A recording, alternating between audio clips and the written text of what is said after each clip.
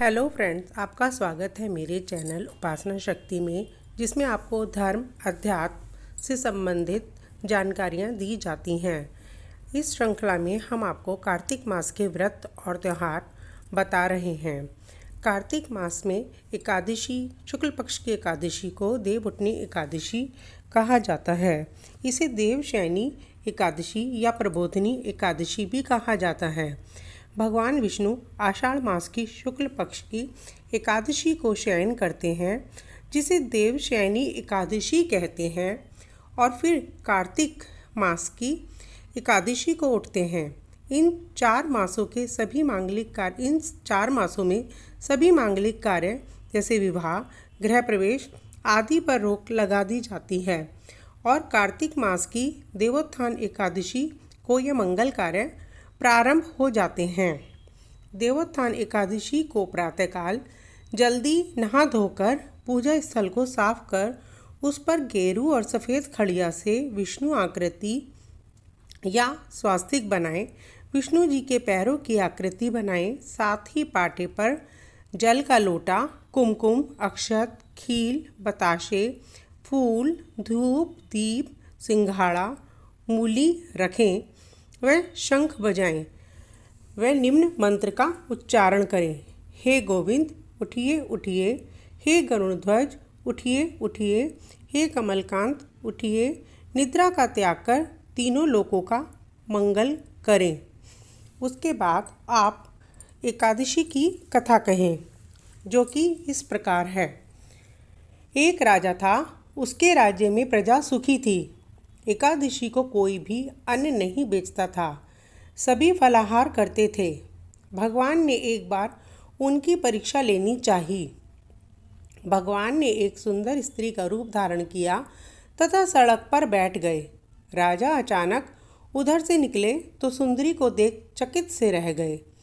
उन्होंने पूछा कि तुम कौन हो, इस तरह यहाँ क्यों बैठी हो?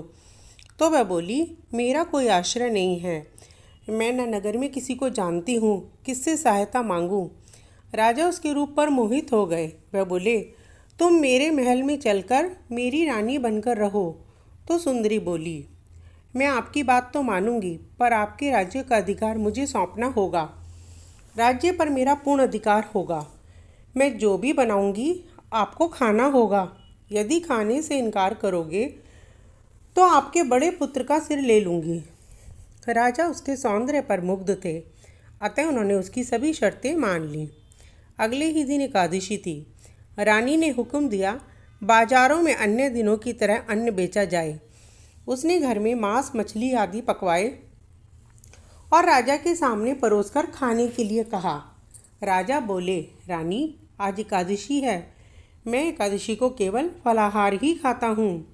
तो रानी ने शर्त की याद दिलाई और बोली, या तो खाना खाओ, नहीं तो मैं बड़े लड़के का सिर ले लूँगी। राजा अपनी स्थिति बड़ी रानी से कही तो बड़ी रानी बोली, हे महाराज, धर्म मत छोड़ो, लड़के का सिर दे दो। पुत्र तो फिर भी मिल जाएगा, पर धर्म जाकर फिर नहीं मिलेगा। इसी दौरान बड़ा लड़का खेलकर आ गया। माँ की आंखों में आंसू देखकर वह माँ से रोने का कारण पूछने लगा, तो माँ ने उसे सारी बात बता दी। तो वह बोला, माँ चिंता न करो, मैं सिर देने को तैयार हूँ। पिताजी के धर्म की रक्षा होनी चाहिए। राजा ने भी मन कड़ा करके दुखी मन से तलवार निकाली और पुत्र का सिर काटने को तैयार हुए, तो रानी के रूप में विष्णु भगवान ने राजा का हाथ रोक लिया तथा असली बात राजा को कहा कि तुम परीक्षा में पास हुए। भगवान ने प्रसन्न मन से उसे वर मांगने को कहा।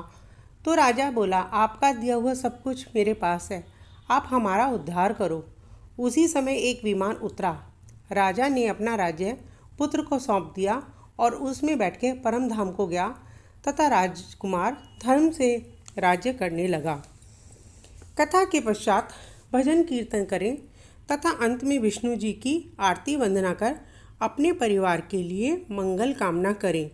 शाम के समय तुलसी, पीपल, शिव मंदिर, कुएं, वटवृक्ष और घर के द्वार पर दीपक लगाएं।